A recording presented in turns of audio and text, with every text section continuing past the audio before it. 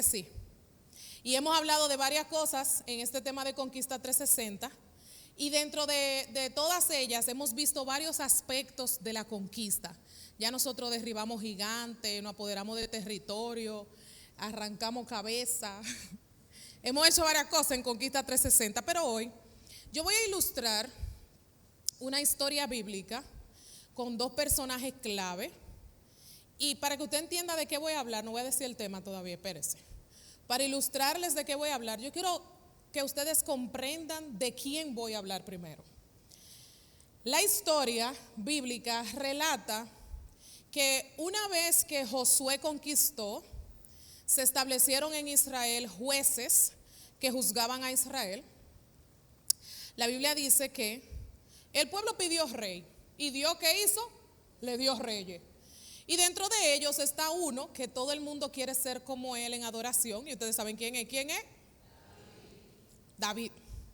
Y Dios le promete algo importante a David. Dios le dice a David, mira, debido a tu fidelidad, de tu simiente, de tu descendencia sanguínea en Israel, no van a faltar reyes. Porque yo me voy a hacer de reyes de tu línea sanguínea siempre. ¿Cuándo? Siempre. Y a pesar de que no podemos decir al 100% que David fue completamente fiel a Dios, tampoco lo podemos decir del hijo que lo sustituyó, que fue Salomón, ni lo podemos decir de la mayoría de los reyes. La verdad es que Dios mantuvo su palabra y dice la Biblia que de la simiente de David siempre hubo rey en Israel. Hasta el día que apareció el rey de reyes, que ustedes saben quién es, Jesús, que es de la simiente de David. Pero hay un rey o hay un par de reyes en la historia que es a quienes vamos a usar para ilustrar lo que yo les voy a predicar hoy. Uno de ellos se llamaba Josafat. Josafat era el rey del lado sur de Israel, porque eventualmente el reino se dividió en dos partes. Y de una parte del lado sur reinaron los de descendencia de David, y de la otra parte reinaron de otra descendencia que se levantó en rebeldía. Pues del lado de David se levantó un rey que se llamaba Josafat. Y la Biblia dice que Josafat fue un buen rey delante de los ojos de Dios. Tan buen rey que levantó muchísimas reformas espirituales para conectar el corazón de Dios hacia la gente. Y durante su reinado fue próspero y Dios lo bendijo. Pero cometió un error. Y de eso que vamos a hablar hoy. Y por el otro lado, en el reino del norte, hubo un rey que se llamaba Acab. Acab no es muy conocido a menos que yo no lo mencione con la mujer con la que decidió casarse. Después de Dalila, Jezabel es el epítome de todo lo que una mujer no debe ser a la hora de casarse. Jezabel era una mujer, según nos cuenta la Biblia, fenicia, que adoraba muchos dioses, y ella y Acab se casaron. Y entonces a partir de ahí toma forma la historia de la que yo les voy a hablar hoy. Así que yo hoy quiero hablarles a ustedes bajo el tema alianzas peligrosas. Dígase ay, bien duro. De eso yo quiero hablarles a ustedes hoy. Yo quiero hablarles del error más grande que cometió Josafat en su vida y que lo llevó a tal vez no ser visto como el rey tan exitoso como debió haber sido. ¿Por qué? Porque aunque él tuvo una buena temporada como rey, los que siguieron después de él no fueron tan buenos.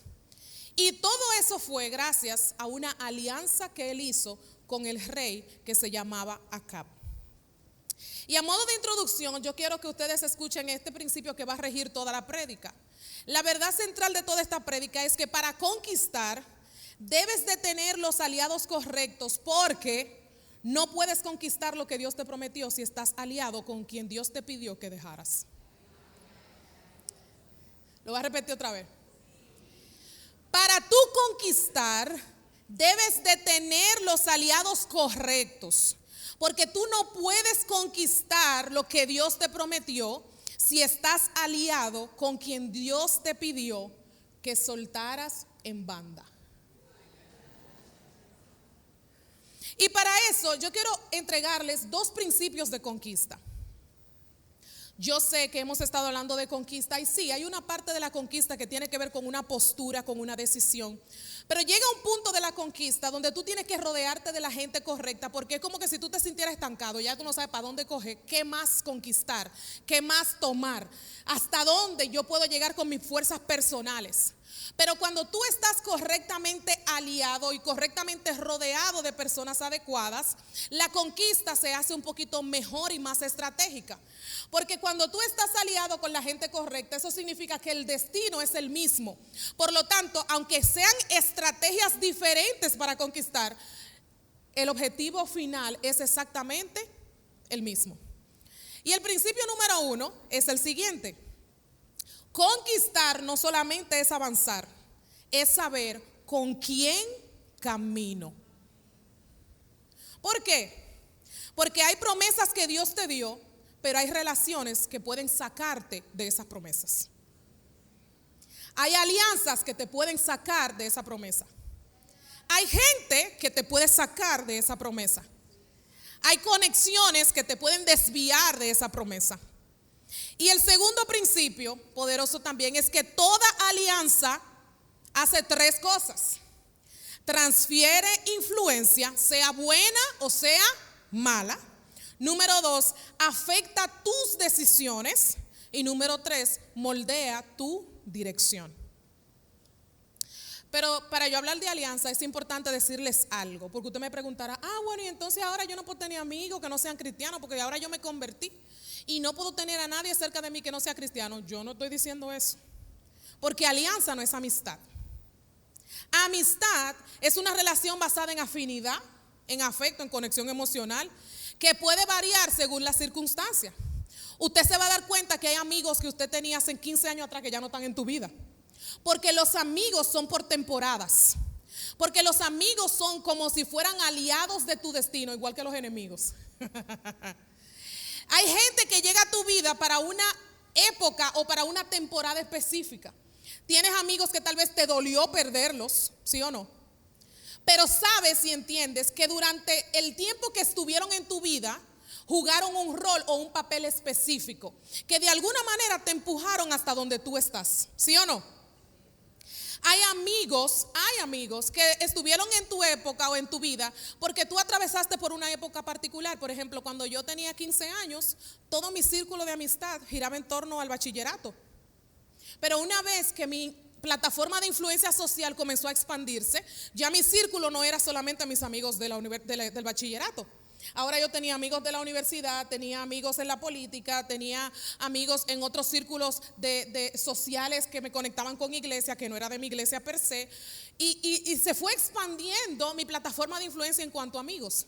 Pero los aliados, escucha bien, los aliados son personas que permanecen en tu vida para siempre. Y una alianza no es otra cosa que un acuerdo, un pacto o una unión formal entre 2 o más partes. Son que se puede dar por personas, grupos, pueblos o naciones para alcanzar un fin común, que puede ser en influencia política, militar, comercial, social. Pero en este aspecto, hoy yo les voy a hablar de la influencia espiritual. Y en teología, una alianza se conecta mucho con el pacto que Dios hizo con nosotros los seres humanos. ¿Y cómo es el pacto? El pacto que Dios hizo con nosotros dice o nos recuerda a través de la palabra que ese pacto no depende de nosotros. La sangre de Cristo fluye constantemente para salvación de tu vida y de la mía. Y el pacto incluye a tus hijos, el pacto incluye sanidad, el pacto incluye todo lo que te va a beneficiar para que tú permanezcas en ese pacto. Y por eso es que la Biblia dice que a pesar de que nosotros somos infieles al pacto, Dios permanece siendo ¿qué? O sea que Dios no cambió de parecer antes de ayer, porque tú metiste la pata hoy, acerca del pacto que Él ha hecho contigo. El pacto de Dios sigue vigente y latente para ti. Y cuando somos conscientes de eso, sabemos que si nos alejamos de alguna manera del pacto, podemos confiadamente regresar al dueño del pacto, porque Él permanece fiel a lo que prometió. ¿Entendió eso? ¿Verdad que sí? Pero si usted mira un cuadro que yo le voy a enseñar ahora, ustedes se van a dar cuenta que Josafat y Acab no tenían nada en común. absolutamente nada en común. Míralo aquí. Ni en espiritualidad, ni en su relación con Dios, ni en la moral, ni en el corazón, ni en el liderazgo, ni en la finanza. En absolutamente nada eran iguales. Número uno, en la espiritualidad, Acab era abiertamente idólatra. Era un hombre que adoraba a todos y a todo. Porque la Biblia nos enseña que su mujer, que era fenicia, los fenicios tenían muchos ídolos y adoraban ídolos para todo. Y por lo tanto, como su mujer también lo era, el corazón de Acab se alejó completamente de Dios. Pero por otro lado, en espiritualidad, Josafat era un hombre que tenía una devoción absoluta a Dios. Pero si usted mira en cuanto a la moral, por ejemplo, la Biblia dice de Acab que era un hombre injusto.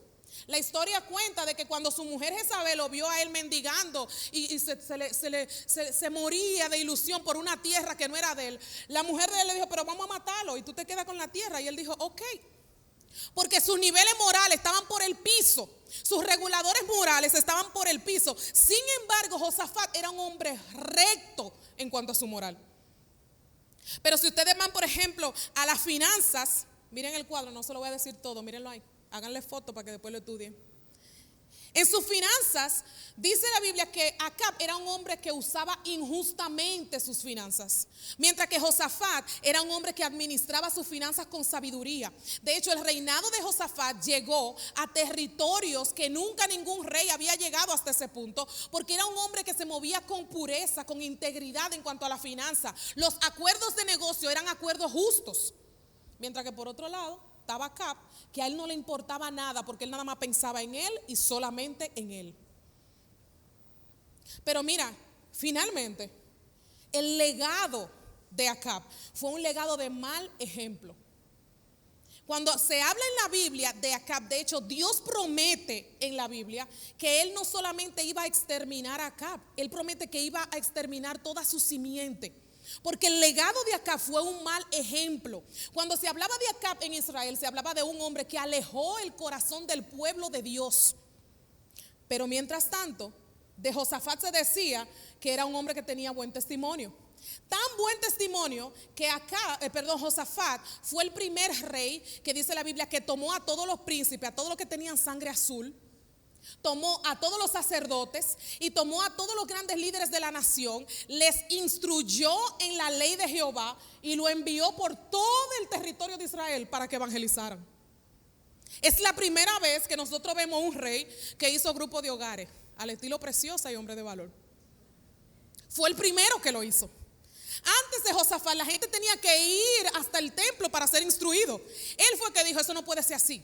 Si queremos devolver los corazones a Dios, nosotros tenemos que ser la fuente y tenemos que salir a alcanzar a la gente. Fue el único rey que lo hizo. Ahora, oye esto, oigan esto. A Acab se le ocurre que él quiere ir a guerra y que él quiere conquistar más territorio porque no le era suficiente lo que había conquistado hasta ese momento. Y dice la Biblia que él va donde su pana. ¿Quién era su pana? Josafat. Y le dice, Josafat, ¿tú te atreves a ir a guerra conmigo? Mira, nosotros somos suficientes y podemos atacar a esa nación y destruirlo. Y oiga lo que Josafat le responde. Segunda de Crónicas, capítulo 18, versículo 3. Solamente voy a leer la parte B. Oiga lo que le dice. Le dice, mira, tú y yo somos como uno solo. Y mis tropas son tus tropas. Así que ciertamente nosotros nos vamos a unir a ti en batalla. Oiga eso. Y la Biblia dice que le pasó por encima algo importante, que era consultar a Jehová. Y cuando él se da cuenta, después de decirle que sí a Acab, dice, espérate, ¿no habrán en Israel profetas para nosotros consultar a Jehová? Y dice la Biblia que Acab mandó a buscar a todos los profetas de Israel. Y eran unos 700, dice la Biblia. El mismo Acab que yo le estoy hablando es el mismo de Elías. Es el mismo Acab. El mismo que Elías tuvo que enfrentar a los dioses de Baal. Es el mismo Elías. El mismo Acab, perdón. Y dice la Biblia que reúne a todos los profetas. Y esos profetas comienzan a profetizar. Y le dicen, sí, dice Jehová que vaya, que tú vas a ganar. Dice Jehová que sí, que tú vas a ganar. Ve a guerra, que tú ganas. Pero Josafat, que era un hombre devoto a Dios, hace una pausa y dice, no me cuadra esto. ¿no habrá aquí otro hombre que pueda hablar en nombre de Jehová? Y dice la Biblia que alguien le dijo, sí, aquí hay uno, y lo mandaron a buscar, se llamaba Micaías. Y dice la Biblia que cuando Micaías llega, Acab dice, a mí no me gusta hablar con ese profeta, porque cada vez que yo hablo con él, no dice lo que yo quiero escuchar, dice otra cosa. Y eso es lo que pasa cuando nosotros hacemos alianzas incorrectas. Eso es lo que pasa cuando nos aliamos a la gente incorrecta. Perdemos la noción de escuchar la voz de Dios por escuchar lo que la mayoría está diciendo. Y dice la Biblia que cuando aparece el profeta le dice, mira, te dice Dios que para guerra no vaya, que yo no voy a ir con ustedes. Y que si ustedes van a guerra, le dice a Acab, tú vas a morir en la batalla. Y la Biblia dice que uno de los 700 profetas que estaba ahí se acercó a ese profeta y le hizo en la cara, ¡pah! Y le dio una galleta. No lo digo yo, lo dice la Biblia. Y le dijo, cállate. Y ese profeta terminó preso. Y Acab aprovecha y le dice, por eso es que a mí no me gusta escucharlo. Porque él nada más habla lo que él quiere decir, no habla lo que queremos escuchar nosotros. Nosotros estamos en guerra. Y Acab, para darle tranquilidad a Josafat, le dice, ¿y tú sabes lo que yo voy a hacer? Yo te voy a demostrar a ti que yo voy a engañar a Dios. Le dice, yo me voy a disfrazar. Y no voy a ir a batalla vestido de rey. Me voy a vestir como cualquiera. La orden del equipo enemigo, del ejército enemigo era, cuando ustedes vean al que está vestido de rey, mátenlo. Esa fue la orden. Y Acab pensó que engañó a Dios. Y la Biblia dice que se vistió como un traposo así cualquiera y se metió a guerra ahí. Y estaba él ahí en batalla. Y efectivamente el ejército enemigo no pudo identificar al rey.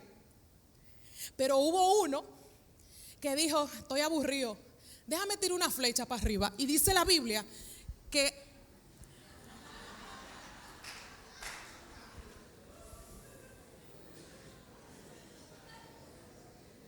estaba aburrido y tiró un flechazo. Pero quiere que le diga algo, hasta ahora el panorama es bello, porque Acab tenía toda una armadura, pero la Biblia dice que la armadura del rey tenía una endija donde conectaba el pectoral, y dice que la flecha entró por esa hendidura.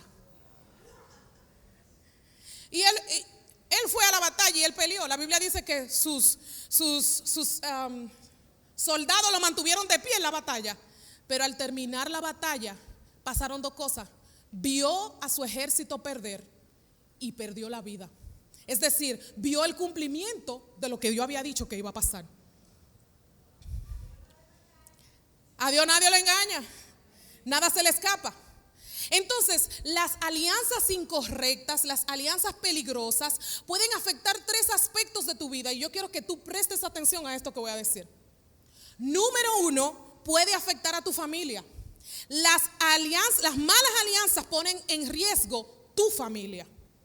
Porque la Biblia dice que la estrategia de Acab y de Josafat fue unir a Atalía, que era hija de Acab, con Joram, que era hijo de Josafat. Porque ellos pensaban que con eso iban a poder unir la nación otra vez. Sin embargo, la Biblia dice que Atalía tuvo un hijo con Joram que se llamó Ocosías. Y eventualmente este rey, dice la Biblia, Ocosías, este príncipe, se inclinó más por los dioses que adoraba su mamá que por el Dios que le enseñó su papá Joram a adorar, que era el Dios verdadero. Y la Biblia dice que cuando Atalía se dio cuenta que el rey murió y que su hijo estaba en riesgo en el reinado, mandó a matar a toda la descendencia de Josafat para ella quedarse con el trono. Y la Biblia, aparte de todos los reyes que menciona, solamente menciona una mujer que reinó por un periodo de 7 años a Israel, y esta fue Atalía. Ya ustedes saben que mientras ella estuvo en el reinado, alejó más el corazón de Dios, el corazón de la gente de Dios. Y si no hubiese sido por una primita que tenía el rey Josías, que la Biblia dice que solamente tenía unos 11 meses de nacido, que lo esconde en el templo, no hubiésemos podido preservar la simiente de David. Pero recuerde que yo le dije al principio que Dios había prometido que iba a mantener a alguien sentado en el trono de Israel que descendiera de la simiente de ¿quién?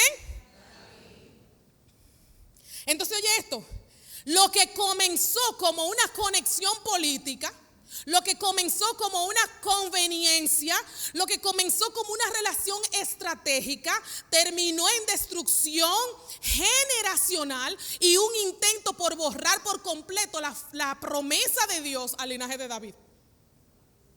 Entonces tú tienes que tener cuidado con quién se está aliando tu familia, con quién tú te alías. ¿Qué es lo que tus hijos están escuchando? Porque a veces como padres estamos instruyendo a nuestros hijos en casa del temor de Jehová, pero la gente que está rodeando a nuestros hijos le están hablando del temor a otras cosas. Tú tienes que tener cuidado a quién tú estás escuchando. ¿Cuáles son los principios que están rigiendo tu vida? Porque puede ser que Dios te haya prometido muchas cosas, pero las promesas de Dios están circunscritas a aquellos que permanecen en el reino de Dios, cumpliendo las leyes del reino de Dios, haciendo lo que la palabra de Dios dice. Entonces, ¿qué estamos nosotros haciendo? Porque la Biblia dice que entonces, por primera vez hubo un rey de 7 años, porque Dios había prometido que el linaje de David iba a ser quien iba a reinar Israel. Y a los 7 años tuvieron que sacar a Joás a reinar. Porque si hubiese sido por Atalía, extermina toda la nación. Porque ¿qué es lo que dice la Biblia? En Amós capítulo 3, versículo 3. La Biblia dice, ¿pueden andar pueden dos personas caminar juntas sin estar de acuerdo en la dirección? No pueden. Si yo voy para el norte y tú vas para el sur, ¿podemos andar juntas? Si mi meta es estabilidad financiera y si mi meta es restauración familiar y hay alguien que lo que está enfocado es en party, en bailoteo y bebeteo, ¿podemos andar juntos? No podemos andar juntos. Porque ciertamente uno de los dos va a influenciar al otro. Y el problema de la influencia, ¿ustedes quieren que le diga cuál es? Que es más fácil, en un escalón, es más fácil que alguien te baje hasta su nivel que tú subirlo al nivel en el que tú estás. ¿Usted escuchó eso, verdad que sí? Número 2, las malas alianzas ponen en riesgo nuestras finanzas. Preste atención a los emprendedores, negociantes, a las mujeres que administran los recursos de casa, las mujeres sabias. Escuchen esto, las malas alianzas ponen en riesgo nuestras finanzas. Ahora miren esto, teológicamente hablando, hay 3 teologías que rigen la vida del cristiano. Y hoy nosotros vamos a ver cuál es la que rige esta casa. Usted se va a dar cuenta rápido. La primera es la teología de la prosperidad. Mírala aquí. La teología de la prosperidad dice que Dios quiere bendecirte de manera material. La visión que tenemos del dinero, los que creen eso, es que tener dinero es una señal de favor de Dios para ti. Y aquí lo que dice que Dios espera de ti es tener fe para recibir. La segunda es la teología de la pobreza. La teología de la pobreza enseña que Dios valora la escasez. Que mientras más pobre, mejor. Porque Dios está con los pobres de espíritu. Y los pobres de bolsillo también. La visión que debes de tener el que piensa esto del dinero es que es algo que debes evitar, que el dinero hay que evitarlo. La gente que tiene un pensamiento de teología de pobreza siempre está en la posición de recibir, nunca en una postura de dar. Vaya conmigo, habla Padre. ¿Y qué espera Dios de ti? Que renuncies a lo material, que no pongas tu fe y tu esperanza en lo material. Pero hay un tercer concepto, ojo, ¿qué pasa con el que piensa que la teología de la prosperidad es lo válido? Que desarrolla un corazón ambicioso y materialista. ¿Qué pasa con el que piensa que la teología de la pobreza es la correcta? Que desarrolla una mentalidad de escasez y de miseria. Pero hay una tercera que es la teología, mírela acá, de la mayordomía. Que esta dice que el enfoque central es que ¿quién es el dueño? ¿Quién es? Dios es el dueño. Y que la visión que nosotros debemos de tener del dinero es que solamente es un recurso que vamos a ¿qué? O sea que eso no es tuyo. Tú eres el administrador, pero eso no es tuyo. Y lo otro es, ¿qué espera Dios de ti? Dios espera que lo administres ¿con qué? Con fidelidad. Por eso cada vez que tú te lees la Biblia e incluso escuchas las parábolas de Jesús, Jesús dice que cuando venga el amo y el dueño y señor de todas las cosas, lo que te va a preguntar es si tú administraste bien todo lo que Él te ha entregado. La Biblia no dice que Dios va a medir en cuánta abundancia tú viviste o en cuánta miseria tú viviste. No. Él lo que va a hacer contigo es que va a cuestionarte respecto a qué tú hiciste con lo que Él te entregó. Porque el dueño, ¿quién es? Tú solamente eres un administrador. Y tú me puedes decir, bueno, pastora, yo lo lamento, pero yo vengo de una familia que es rica de cuna. Ajá, ¿y quién fue que le dio los recursos a esa familia? Respóndame usted mismo. Y tú me puedes decir, no, pastora, lo que pasa es que yo soy una gente, que yo tengo una mentalidad de negociante. Y a mí los negocios, mira, las ideas de negocio me llegan así. ¿Quién te da la capacidad para eso? Pero tú también me puedes decir, no, lo que pasa es que yo todo lo he trabajado y yo tengo fuerza y yo soy una mujer echada para adelante y yo no soy vaga, a mí me gusta trabajar. La fuerza locomotora para que tú hagas todo eso, ¿quién es que te la da? Entonces todo lo que tú piensas que tienes no proviene de ti, de tu propio esfuerzo. El esfuerzo tú lo tienes que ejecutar para mantener y administrar lo que ya Él te entregó. Porque la Biblia dice que de Él son todas las cosas. De hecho, el Salmo 24 dice, de Jehová es la tierra y su plenitud, el mundo y los que en Él, o sea que a Él todo le pertenece. El libro de Apocalipsis, el libro más excelso de toda la Biblia en adoración, dice que de Él son las riquezas, el poder, los reinos. Las piedras preciosas le pertenecen a Él. Todo es de ¿quién?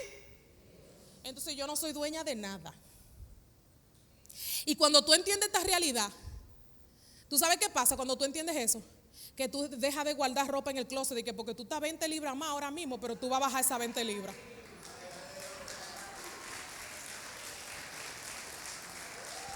Ay, yo quisiera limpiar mi closet, pero es que yo estoy a dieta ya, yo voy a rebajar. Y ahora mismo estoy en size XL, pero yo pronto seré medium otra vez. Cuando tú entiendes esa verdad, tú no tienes que pensar en si tú vas a dar o no vas a dar, tú das, porque esos cuartos no son tuyos. Cuando tú entiendes esa realidad, tú puedes ofrendar con libertad y diezmar, porque tú entiendes que tú lo que tienes que ser buen administrador de lo que Él te entregó. Y Él te pide que tú des ofrendas y diezmos. No digan un amén tan duro, que yo sé que a la gente no le gusta este tema, pero I'm sorry. Cuando tú entiendes esa verdad, cuando tú entiendes que de Él son todas las cosas, tú no tienes problemas con darle a los pobres ni al necesitado. Tú entiendes que eso es un recurso y que ese recurso tiene que moverse porque eso no es tuyo. Y si Dios proveyó una vez, Él lo va a hacer una y otra y otra y otra vez. La gente que tiene mentalidad de escasez son la gente que quiere retener y que para el día malo. No, eso yo tengo que guardarlo. Y yo aprendí una cosa, señores, que mientras más tú guardas para el día malo, más día malo tienes. Ay, a mí los días malos me tenían cansada ya. Lo aprendido de verdad. Y yo entendí lo que dice el Salmo 24, que la tierra es del Señor, que yo no soy dueña, que yo solamente administro. Y cuando yo digo de rendirle cuenta a Dios es de todo, no es solamente del dinero. Porque la mentalidad de la teología de la abundancia dice que lo único que Dios te quiere dar es dinero. Pero si lo único que Dios te quiere dar a ti es dinero, entonces el Dios más miserable del mundo es el que nosotros le servimos. El dinero es solamente uno de los tantos recursos que Dios quiere entregarte. Pero hay más cosas que Dios quiere hacer en el camino por ti. La abundancia de Dios no tiene que ver con dinero, porque a veces la abundancia de Dios se manifiesta en que Dios te da una familia que es unida y que se ama uno con otro. A veces la manifestación de la abundancia de Dios tiene que ver con que Dios te da una buena esposa. Y dice la Biblia que el que tiene una buena esposa halló el bien y está tranquilo en casa. A veces la abundancia de Dios es que Dios pone buenos socios a conectar contigo. La abundancia de Dios tiene que ver con que el gobierno dominicano, que es tan corrupto, no toca tus negocios. Tiene que ver con que la DGI no te molesta. Tiene que ver con que Dios detiene al devorador para que se detenga y no afecte lo que Él ya te ha entregado.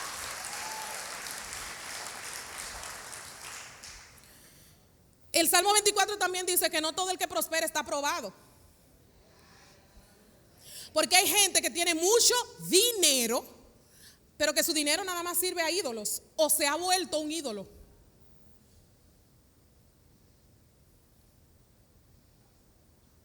Por eso conquistar no es solamente avanzar, conquistar también es estar correctamente rodeado. Y el Salmo 24 también nos enseña que algunas alianzas financieras se convierten en idolatría. Porque si tú no tienes la postura y el corazón correcto para recibir toda la abundancia que Dios tiene para ti, tu corazón puede corromperse. Por eso la Biblia dice que para que Dios te ponga en lo mucho, tú te tienes que mostrar fiel en lo poco primero. Y hay gente que le quiere pedir a Dios que le dé abundancia, le dé mucho, pero en lo poquito que Dios te entregó, tú no sabes administrar ni el tiempo que Dios te ha entregado. Tú eres de esos que Dios te dio 24 horas para que duerma 8 y duerme 14.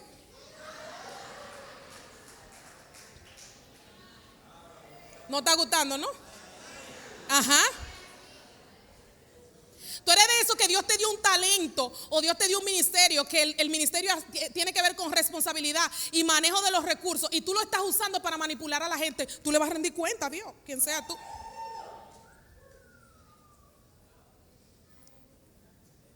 Y oye lo que dice el Salmo 1, mi salmo favorito. Todo el mundo lo malinterpreta ese salmo, pero es un salmo poderosísimo.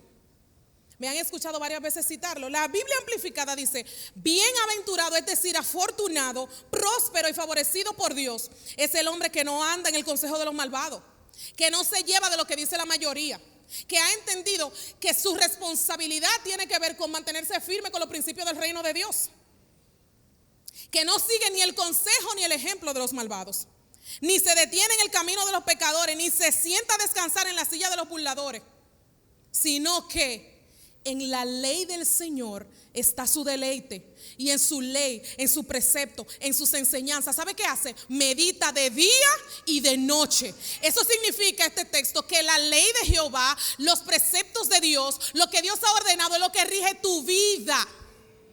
Y finalmente, las malas alianzas afectan nuestras convicciones espirituales.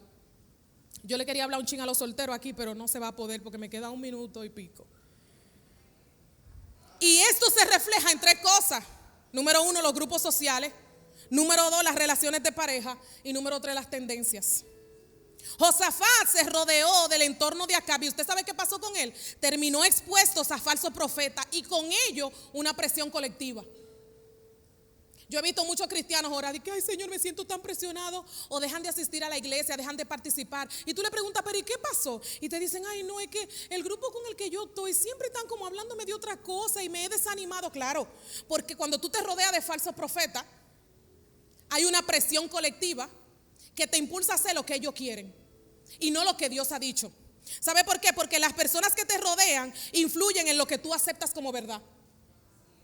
Con quien tú te rodeas, con quien tú te alías, puede influenciar hasta de lo que Dios ha dicho que va a hacer contigo. Número 2, las relaciones de pareja. La alianza se fortaleció por vínculos cuando Josafat casó a Joram con Atalía, conectando así a Josafat a una línea corrupta influenciada por Jezabel.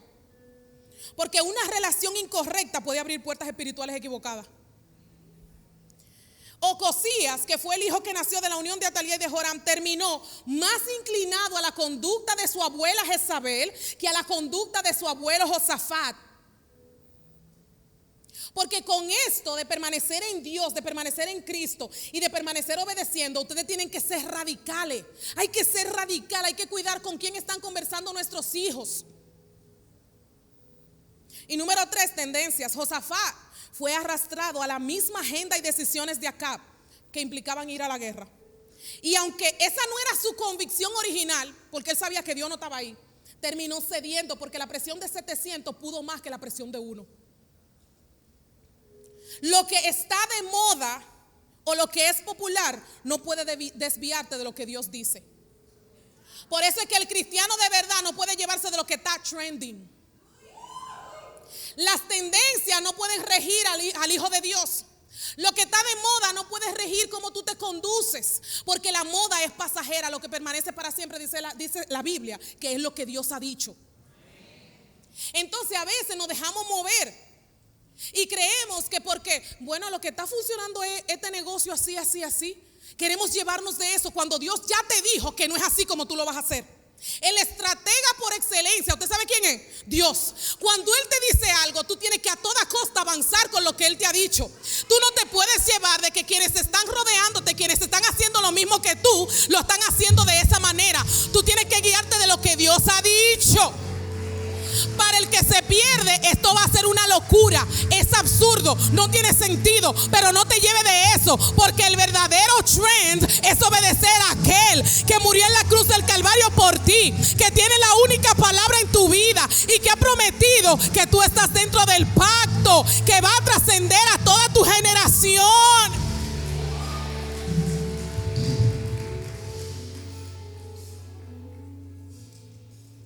Entonces Josafat falló. Fue muy buen rey, pero falló en algo tan pequeño. ¿Y quiere que te diga algo? La alianza de Josafat no la sufrió Josafat. Mientras Josafat reinó, todo estuvo bien. Pero cuando reinaron sus hijos, todo fue un desastre por la decisión que él tomó en su generación. ¿Qué decisión tú vas a tomar hoy?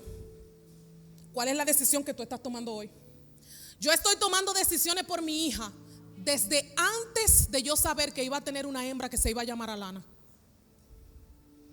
Yo opté por la pureza y por la santidad, porque la Biblia dice que Dios visita hasta la tercera y la cuarta generación de los que le aborrecen. La maldad, la maldición está sobre la tercera y cuarta generación. Pero dice que cuando tú obedeces a Dios y haces lo correcto, son 1000 generaciones que son bendecidas por tu decisión. ¿Tú escuchaste eso? 1000 generaciones dependen de la decisión que tú estás tomando hoy. 1000 generaciones dependen de tus decisiones financieras. 1000 generaciones dependen de tus decisiones familiares. 1000 generaciones dependen de tu espiritualidad. Hoy hay una decisión que tú tienes que tomar. Y yo sé que conquistamos y que avanza gigantes rompiendo cabezas, pero a veces la conquista es tu círculo social. A veces el gigante está en tu familia, que tú eres el único que está sirviendo a Dios y el resto no le está sirviendo. Ahí es que Dios te está mandando a conquistar, ahí es que está tu gigante. A veces pensamos que el gigante está en alguien que te está haciendo la contra en el trabajo, y Dios te está diciendo hoy, mira, no es ahí que está. El gigante está en que tú tienes que derribar la maldición financiera que hay en tu familia. Hoy, cuando tú aprendas a establecer la prioridad y a entender que lo que Dios te ha entregado no es tuyo, es de Él, y que tú solamente tienes que administrarlo. Conquista es avanzar, y a veces la conquista parece ser lenta, pero la verdadera conquista no está en la rapidez, está en la certeza. ¿Usted escuchó eso? Son pasos firmes, sin prisa, pero sin pausa. Sin prisa, pero sin pausa. Son decisiones firmes. Hay cosas que yo sé que yo no la voy a ver cumplida. Hay beneficios de cosas que yo sembré en mi adolescencia, en mi juventud y ahora en mi adultez, que yo sé bien que yo no las voy a ver. Pero hay cosas que yo no sembré, que yo sé que mi hija no va a batallar con ellas. Porque yo he tomado decisión de servir al único que puede mantener la bendición en mi línea sanguínea. Y esa conquista se ve 360, porque es que son todos los aspectos de mi vida que yo tengo que conquistar para que Dios sea glorificado en todo lo que yo hago. Lo que yo quiero de mí es que la gente sepa que hubo una muchacha que se llamó N. Rodríguez, que vino de la Romana y estaba media loca y le gustaba vocear, pero mientras estuvo viva, ella sirvió a Jehová. Pero que cuando murió, toda su generación siguió sirviendo a Jehová. Vamos, ponte de pie, ponte de pie, ponte